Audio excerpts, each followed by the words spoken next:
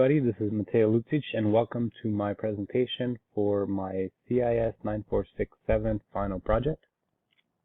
In this video, I will be looking at a fictional scenario where a McDonald's restaurant is performing a profit maximization and break-even analysis. So if we'll get right into it. The first thing I wanted to look at was a scenario where a McDonald's, and just for simplicity, this McDonald's in particular only has 6 menu items, a Big Mac, a cheeseburger, a sausage egg McMuffin, hot cakes, soda, and apple pie. So in other words, 2 sandwiches, 2 breakfast items, a drink, and a dessert, for simplicity. So then I created an artificial inventory of various ingredients that each of these menu items needs.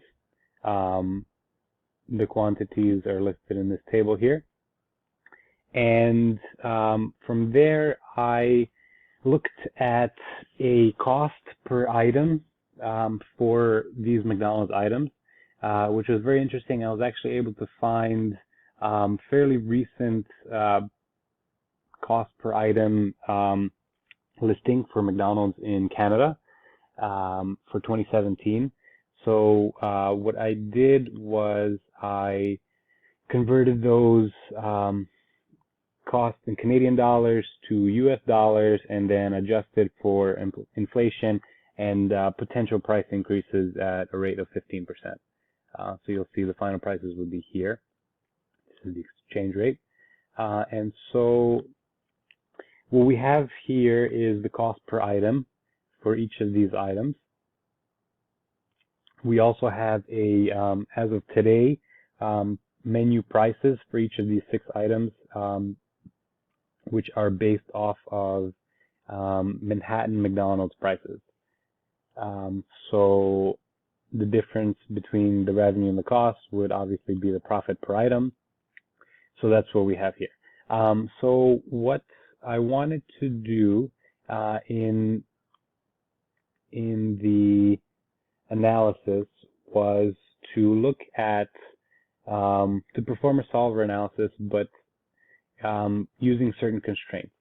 So if you look at my constraints here in this table and the parameters I listed, I wanted the final quantity of each of these menu items to be whole numbers, right? Because you can't have a half of a Big Mac or half of a soda. I guess you can, but they still charge you full price, so that doesn't matter too much. The other thing I wanted to do was make sure that there was positive inventory left for each item.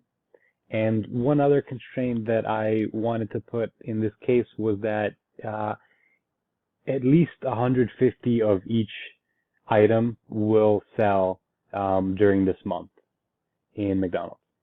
So one thing I didn't mention is that I counted that this would be a 30-day period, a month-long period where McDonald's would see potential sales and costs of their products, and I'll get into that a little bit more with the break-even analysis, where it's a little bit more relevant.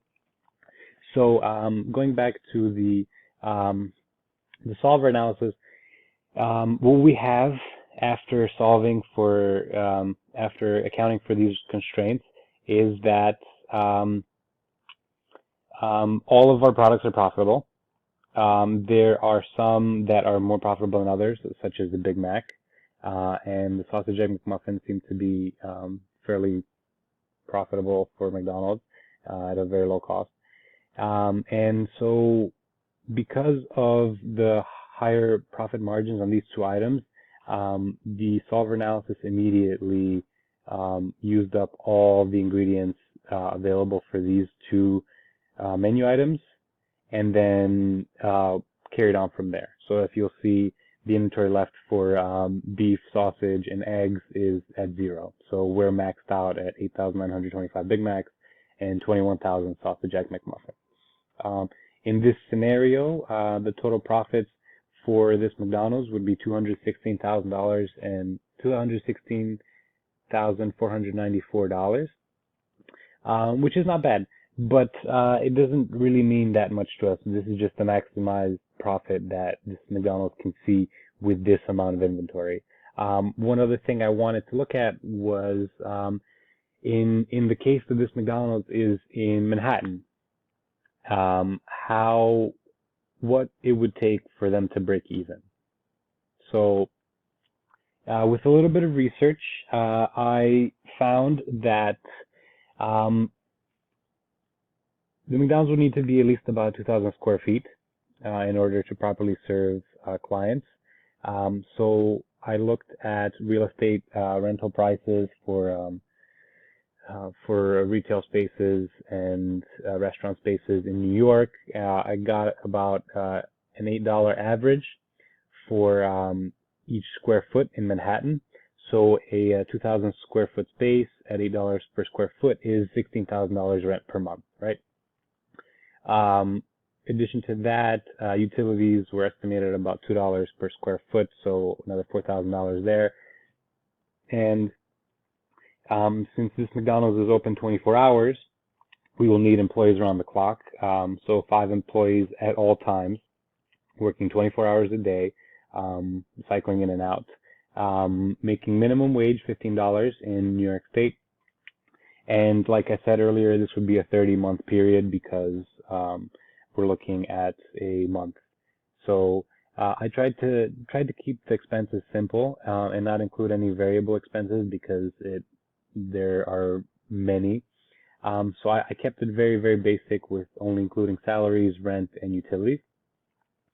And so what we have in this break-even analysis is that we found that at an average spend of $6.08, which is a spend of buying 2 items minimum per client or per customer, buying 2 items at a average of $3.04 per item, we would need about 12,170 or so clients to break even, to at least cover our fixed costs. So I thought that was really interesting, and this is just another visual representation with this data table showing exactly where we would be if we didn't meet this level of customers, but instead had let's say 4,000, we would be losing a significant amount of money. But luckily for us, at about 12,000 clients is where we break even. So that's not too bad, and considering a 30-day month, that's about 400 customers a day, and that's about 16, 17 customers an hour, which is, I think, reasonable. So other things I included here, I did, like I mentioned, I did a data table showing different profit amounts or income amounts for different customer levels. I included this scroll bar showing different profits in a more granular way than the data table would show. And I found that this would be a pretty profitable venture if the world was as simple as having a 6-item menu and only accounting for costs such as rent and salaries and utilities.